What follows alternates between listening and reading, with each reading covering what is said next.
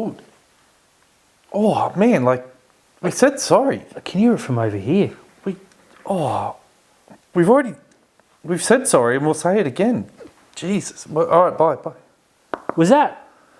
Oh, man, Wayne's taking this personally. Fins are up. We shouldn't have said what we said. Oh, you shouldn't have said it.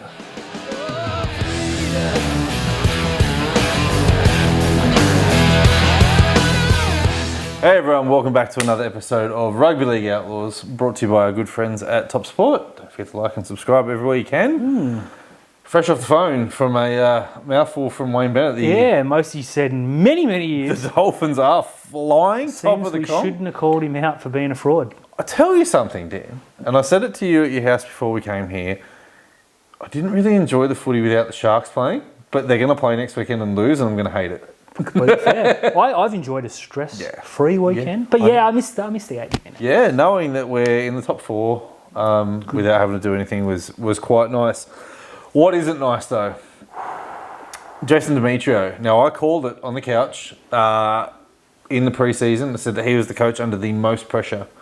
Being South Sydney coach, having the expectations to be in the finals every year, missing last year. They started terribly this year. Really bad. Their recruits, I'm nor here nor there on Jack White, and when you consider there's so much stuff needed done at that club. But it's come out today that he has 80 minutes to save his season, and they head into a bye. They are playing the Sharks, and they're without Latrell Mitchell. I can honestly see some of the players who have fallen out with Demetriou maybe turn around and go, well, we've only just got to half-ass it for another 80 minutes, and then he's gone, and we bring in another coach. Well, they've got plenty of practice at it because they've been half-assing it for about, 5 weeks now. I have some very good friends that are South fans. Well, I've got one at home. Yeah, which says a lot about us as people. But they're saying, we hope we lose this weekend and get a better coach, because I think you need to get someone that comes in and says, Latrell, Cody, other troublemakers or perceived troublemakers, here's what's happening, not what you think's going to happen. As a coach, I'm making the decisions, and it ain't Demetriou. Well, who's it going to be? Who's out there? Well, the one that I'm hearing is Sam Burgess, and I think that is ridiculous. One, because this isn't an experienced coach. He's had, 6 weeks in England? Yeah, I don't think he's going to come back. And this is a bloke who said, hey, here's what I see as the problem. And they've gone, well, you got to go then. Yeah. If I was Sam Burgess and they came to me, I would say, enjoy. Wallow in the filth that you created. No way am I getting my hands stuck, because I guarantee if he goes in there, may play bad, he'll be tainted. He's got to sit back and say, no, thank you. Let them figure out their own mess, and in a couple of years pick up a decent team. Yeah, I can't see Jason Riles jumping at this job. No. Well, if you said pre-season, if they get South, you would. This current South Sydney, though, no chance. There's just too many problems. Maybe let them go with John Morris, who could have been a pretty handy interim for him. Well, your friend, Snoog, made that joke. How long did John Morris? And then we're like, oh, he's at the Tigers now. We might come back, and he might come back. He maybe. Anthony Griffin is another name who was seen as a caretaker for the rest of the year if they can get Wayne Bennett. Do you just stick with him? Do you just stick with him? You can't stick with him, can you? Yeah. He looks like he's lost the dressing room. I don't know. The problem is, and it's perceived, we've got to say perceived, that he doesn't run the club. Latrell Mitchell runs the club. Now, for months, I pushed back and said, no. You're just making Latrell the scapegoat. Looking at him the other night, and I know we'll get to it in a minute, maybe he is an issue. Yeah. Now, another coach, maybe not under as much pressure, but Trent Robinson, certainly questions are being asked of him now. The Roosters can recruit anyone they want at any time they want to. A lot of legit money on the books. And he looks like now, you used to see Trent Robinson like 4 or 5 years ago in the years leading up to their premiership success.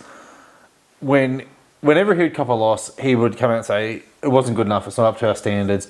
There just seems to be a blame game with him, and you see that start creeping into coaches when they know they're under pressure. Stress. Now, it may not be out in the media at the moment because Trent Robinson and Nick Price have a lot of friends in the media and they can hold that down, but you can see it in him turning around saying, well, I don't think that was a send-off from Dominic Young. Spoiler alert, that was the easiest send-off we've seen in a long time. I feel like he's now become the coach who was so anti-ref bashing to I'm going to bash the ref at any option I can. What are your thoughts for Trent?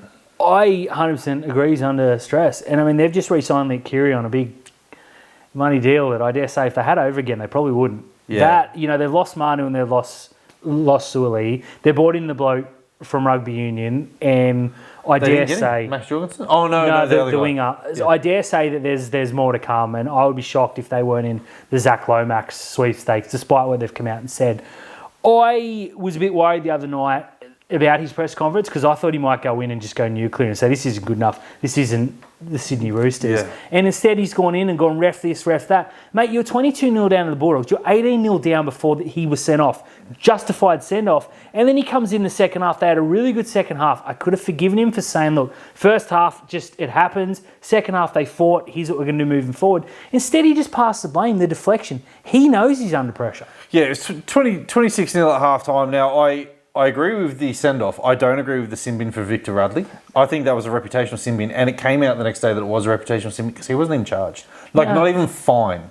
That's fair enough. I agree. I'm not. It wasn't the worst decision we saw this weekend. More on that later. But yeah, 100%. But for Robinson to go in and go ref, mate, you lost to the Bulldogs. Now, speaking of the Bulldogs, Cam Serraldo is another coach who we said may be under pressure. There was a story during the week that him and Gus don't see eye to eye on team selections, etc.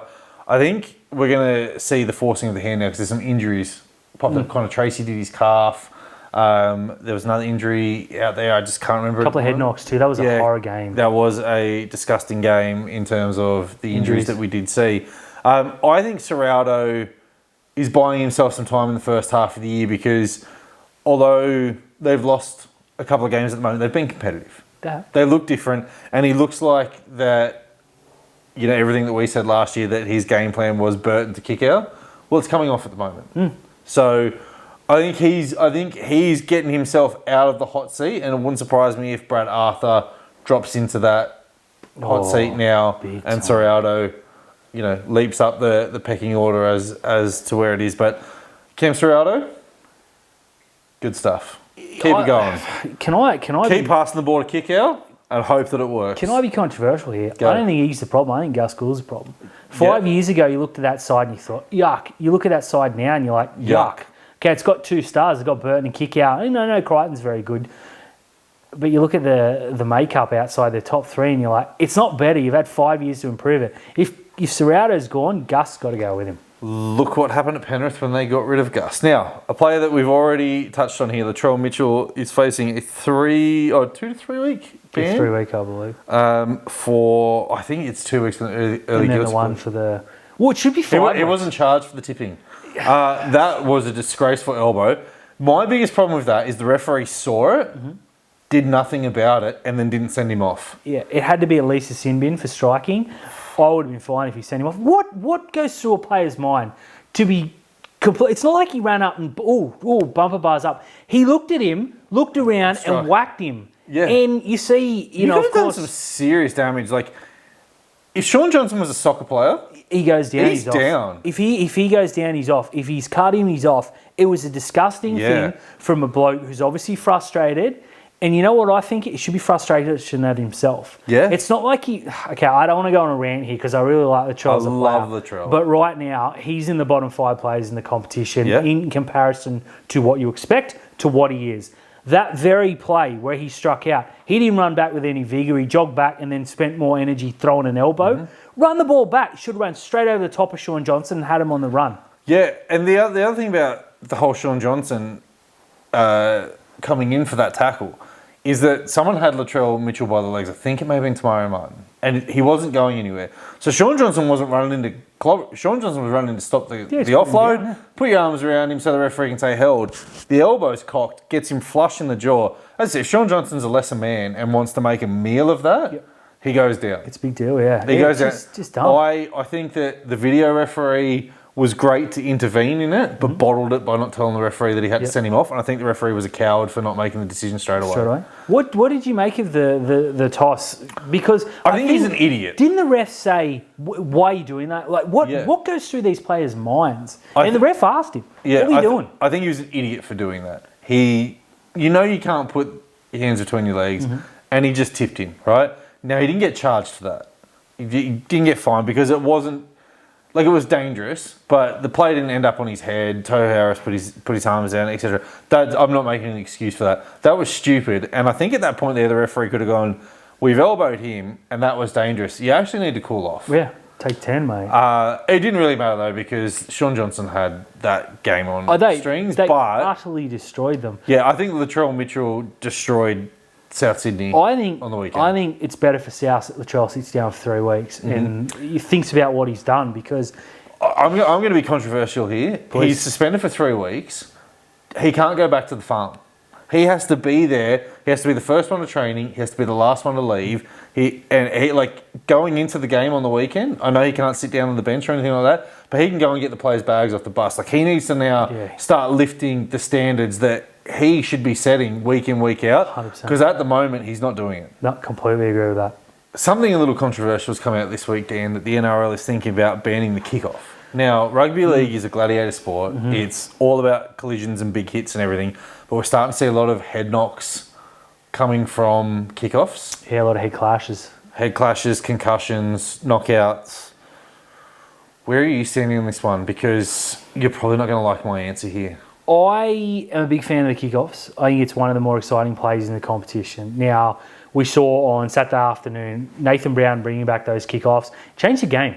There was such a... I mean, I know they scored, obviously, but the momentum wasn't with them. He ran back and just made so many metres off the kickoff. It was such an impact that the crowd lifted and Manly lifted, and then the quick play of the ball, and then they were on top. And momentum completely changed. We saw, 4 or 5 times the huge, runs literally off the back fence. That collision, that's in a lot of the stuff they advertise.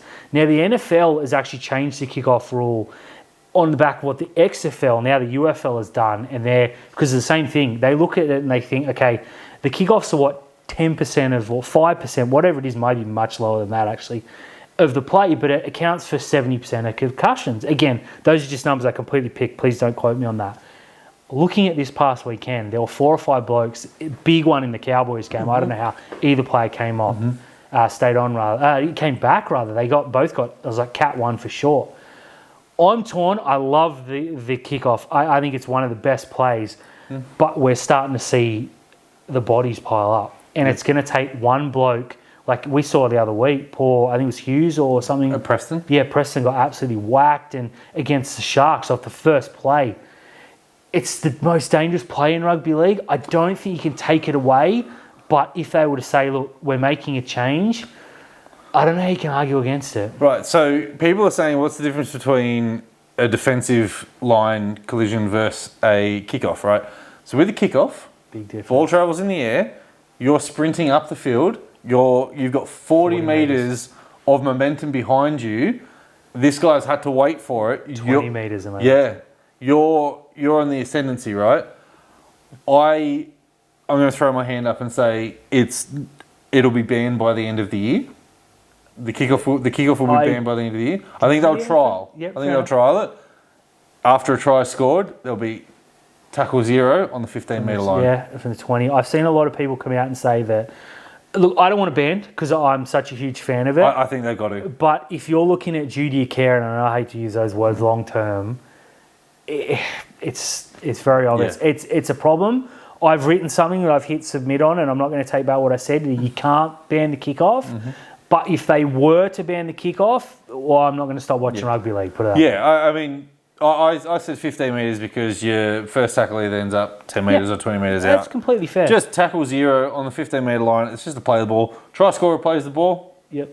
Tackle 0. Out you go. Yeah. Now, something we should be banning is the bunker. Oh, jeez Louise.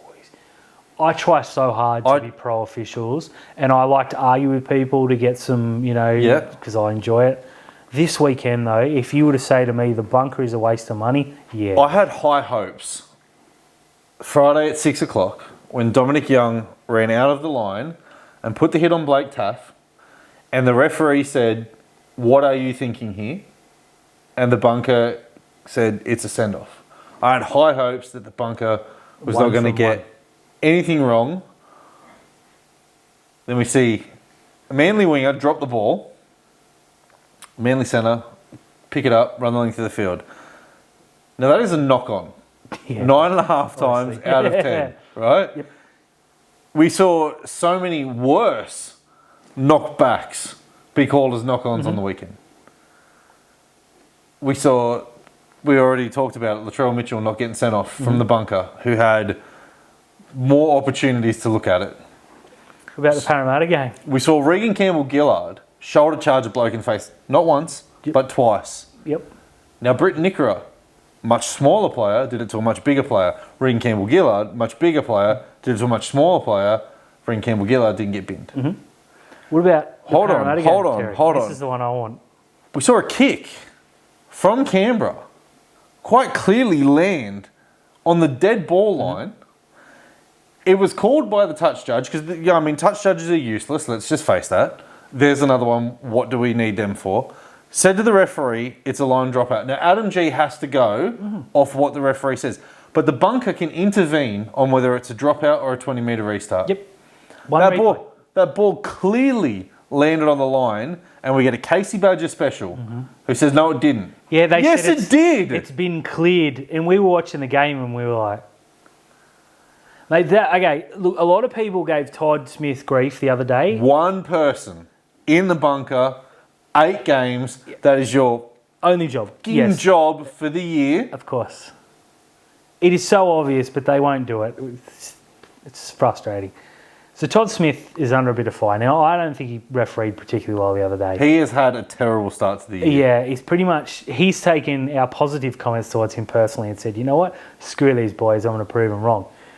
That looked like a clear as day knock on. But we were watching from a very good camera angle. Todd Smith was, in the middle. He did the right thing in letting Cooler run the length of the field. Because the touch judge again said it went back. Yeah. And Smith's got to go with that, and to let the bloke run the field, they can go, okay, we'll give it whatever. One look is all it should have taken. Yeah. And all the commentators were like, well, what a waste of time. And they've given it. Here's what I loved from Todd Smith, because so many times we see when they say, oh, it's a knock-on or it's been touched, and it hasn't, and they blow the whistle early, right? So I love that Todd Smith let Cooler run the length of the field, but it should have taken not even one full look. It should have seen hit the hands of Jackson Paulo. Cool. Todd, congratulations on doing the run. Bring it all the way back. Did you see Paulo with the look? In the background. He knew he knocked on. It was ridiculous. Yeah. And the problem was that took away from Manly's fantastic victory. Yes. And it gave Penrith fans the refs this, the refs that. It's the one decision that's gone against you in 4 years, so shut up. And second of all, Manly was so much better. Yeah. But because of one horrible decision... That changed the game. It did. And it takes away from everything. And I don't want to blame referees as a blanket statement, but that was crap. Yeah, absolute. Just finally, Dan. Quickly. Just when we didn't think it'd get any worse for the Titans, it's getting worse. Now, a little bit of resilience when Chad Townsend went into the sin bin, but... That was awesome. Injuries are piling up for the Titans now. Depth is being tested. Tanner Boyd is still being selected. Yep. AJ Brimson looked really good, roaming around the field. Yeah, he did. Who would have called that, huh? No Kieran Foran, probably on the weekend. Who cares, honestly? Brimson's got to go into the halves. Of course he does. But he's going to be matched with Tanner Boyd. It's just... it's so bad. Can I make a very controversial call that's going to get me some hate? And you know what? Don't care. Yeah. Dave Fafita, $1 million player. Yeah, get rid of him. Has gotten out after round 10. I'd be saying, go look around. Yeah. The thing is, the Titans can't dictate it to him that he has to go. He has to. I would dictate. I would say... I would be encouraging. I'd say, Dave, you're on $1 million a year. You're a very good player and we love you. But you watched the bloke run past you and score and didn't even look like you gave 2/5 of a... That, to me, says you're not committed to the Titans. Maybe you should go have a look. And Canberra will come along and pay him a shit ton of money and get rid of him. I think Canberra or the Dragons will make a big play. Now, I'm not having a go off for Fafita because he was probably the Titans' best, to be honest. He's a great player and he would make any team in the NRL. That is... The problem from him is the minute they're losing, you don't care. And he's on $1 million, and you've got Tino that's on $1.5 million. You cannot have $2.5 million in 2 forwards in this day and age. That $1 million only one of them cares. Can be much better spent elsewhere because they need about 8 things. Who says no to a player swap of Dave Fafita for Ben Hunt? I would go to them tomorrow and say, let's get it done. Yep. Because Ben Hunt would immediately change the outlook for the Titans. They could build around him. Dave Fafita gets a fresh start. I think it just works for it. Yeah, look, we've solved another problem. Titans, you're welcome. Dragons. If this comes out in the media during the week like everything else he does, so help me God.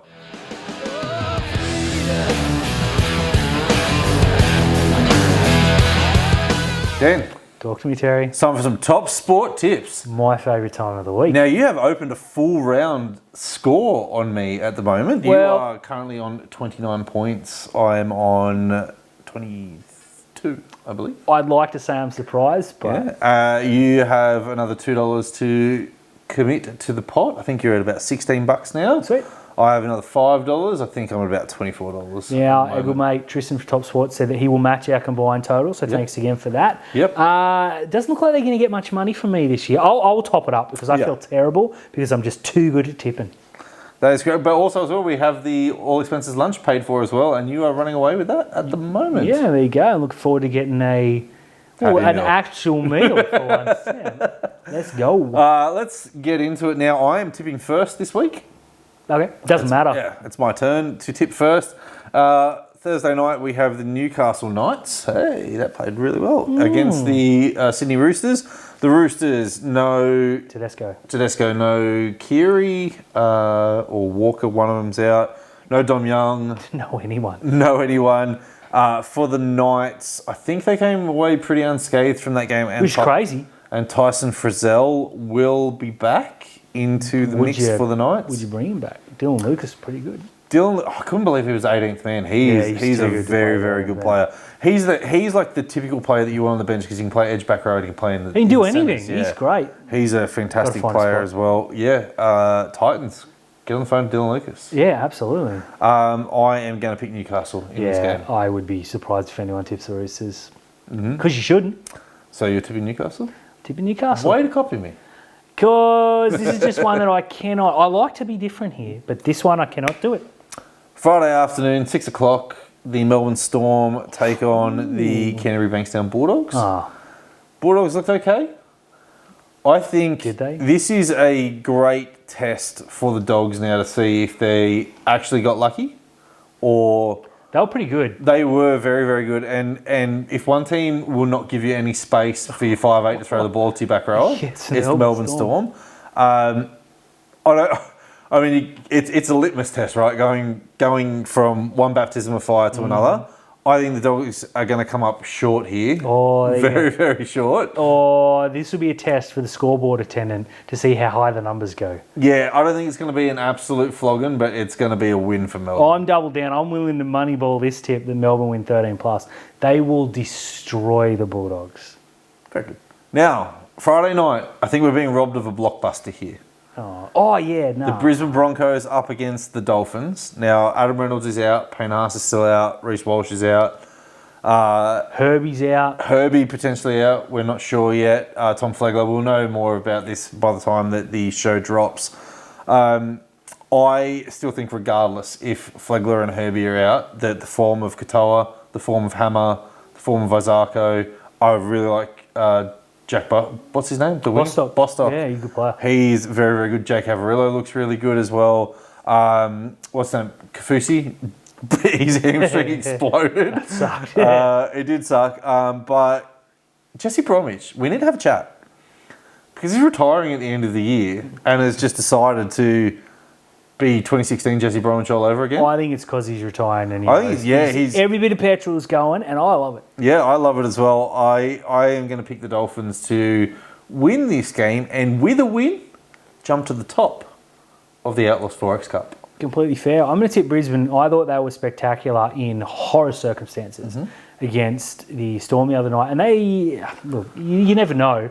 But I think if Reynolds comes back for the second half, they win that game. They were well in that game. Now, do you put Ezra Mam at halfback this week with Tristan Saylor at 5'8" and try and find another fullback? Look, if Sale's going to kick the way he did, I wouldn't put him at fullback. I don't think you can play Jock Madden. I think Sale's got to stay at fullback because I think he's been so good there in the last 2 weeks. Look, Billy Walters can play 6. Ezra Mam has to be halfback though. He's got to run the show. He has to be, but I don't hate it. They've got to look. Who are they going to play fullback? Dean Mariner. And then you can put what's his name? Coates. Yeah. Or Oates. You can put Cobbo at the back. Yeah. Look. Yes. Let's do that. Maybe Cobbo goes into 6 and just runs. No, not Cobbo. Not Cobbo. If you're going to move Sailor. Okay. I'm going to pick the Finns. Yeah. Well, I'll go to the Bronx. You talked me out of the Finns last week. I had wrapped the fins all the way into I it. don't think I did. You did, and then you turned around and said, "Oh no, I'm going to pick the fins," so I had to pick the Tigers because they're different. I know, stupid me. Yep. 3 o'clock. You are stupid. Yeah, thank you. 3 o'clock Saturday afternoon, 5 o'clock in New Zealand. The Warriors take on the Seagulls. Ooh. Yes, fun game. How good's Chance? How I good's feel Chance? bad saying Roger should play fullback. Chance went, Yeah, 274 metres. Yeah, he was Looked like good. he didn't miss a beat, broke straight through, try assist for Sean Johnson. Good. So good. And Roger on the wing looked really played good. They'll get DWZ back. I'm glad we ran into him early. Yeah, I'm so thankful that we got them in round 1, and I'm so thankful we don't play them until round 26.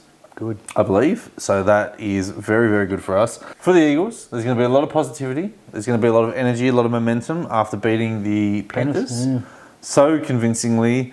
Then they're going to go into New Zealand and get the shit pummeled out of them. I am going to pick the Warriors. Don't even want to give a bit of who. I was positive. I said they've got positivity, they've got energy, they've got everything. Sounds like you're positive they're going to get whacked. They're going to get thumped. Yeah, I want to go against you because I love what I saw from Turbo and DCE and Ola Kawatu, who's fast becoming my favourite player. Not a Shark, of course.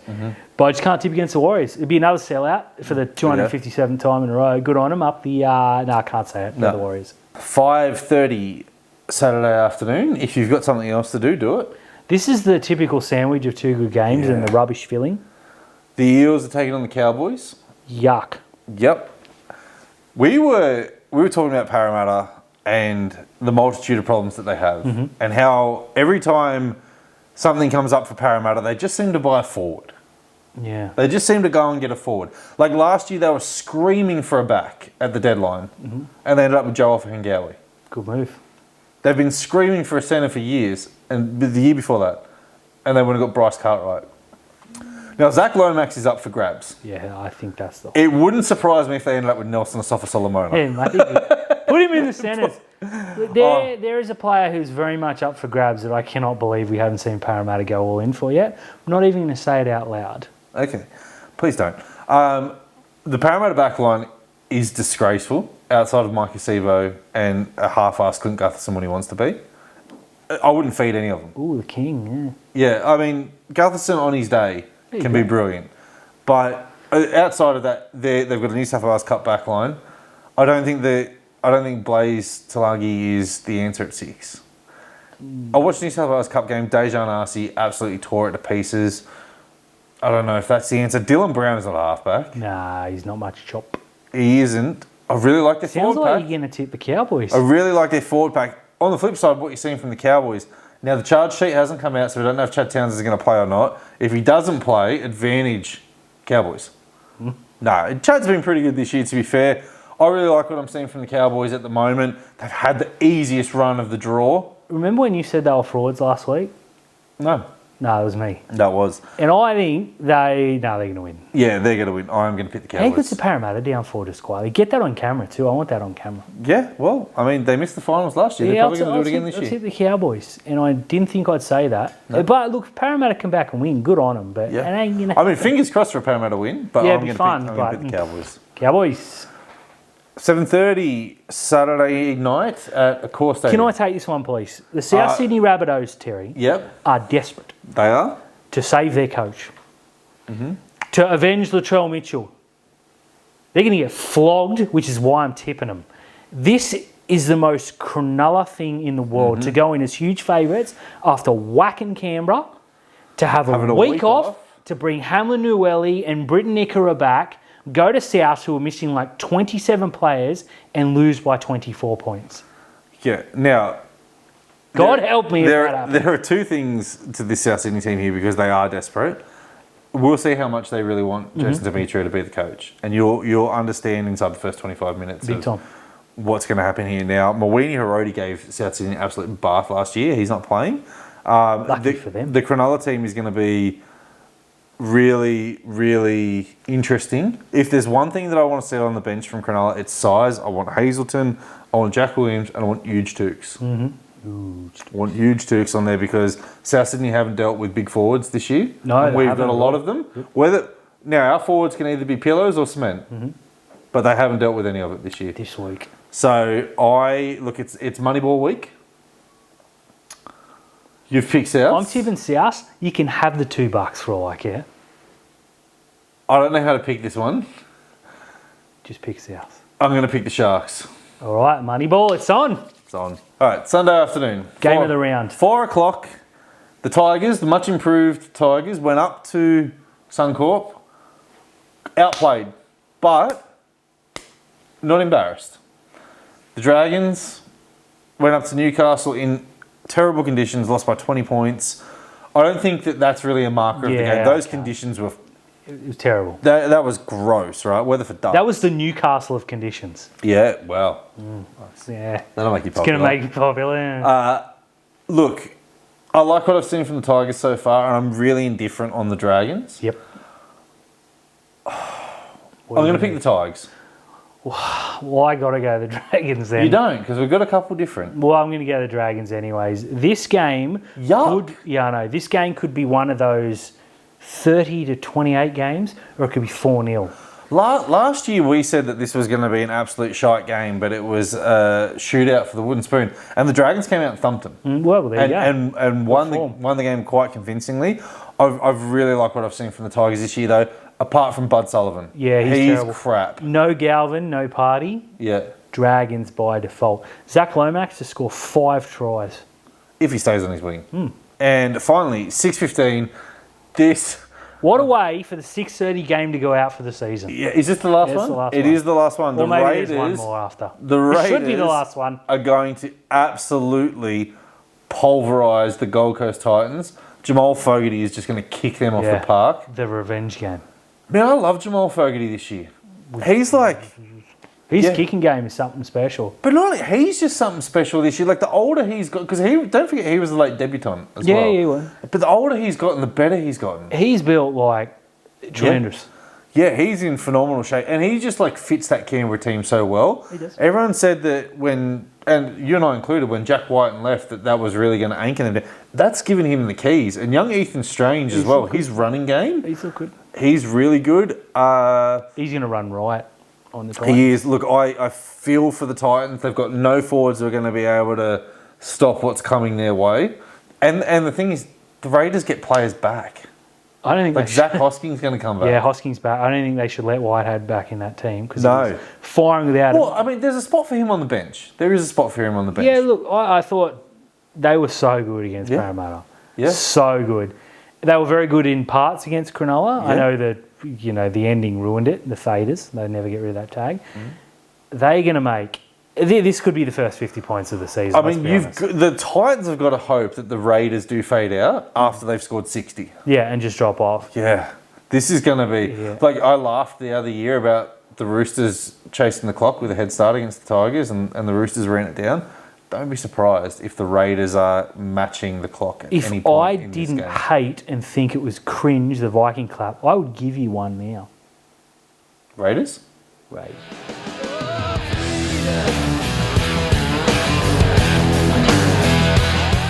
Hey everyone, thanks for tuning in to another episode of Rugby League Outlaws, brought to you by our good friends at Top Sport.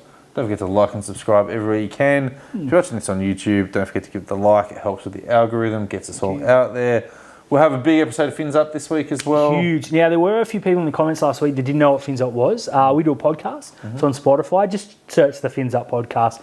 We're there. I think it says by Terry so-and-so, but it's really by Dan so-and-so. Yeah, we'll be back this week with a vengeance. We'll be back with the Team List Tuesday podcast. We'll be back next weekend as well for another great episode. And I believe we're getting a new couch. Ooh.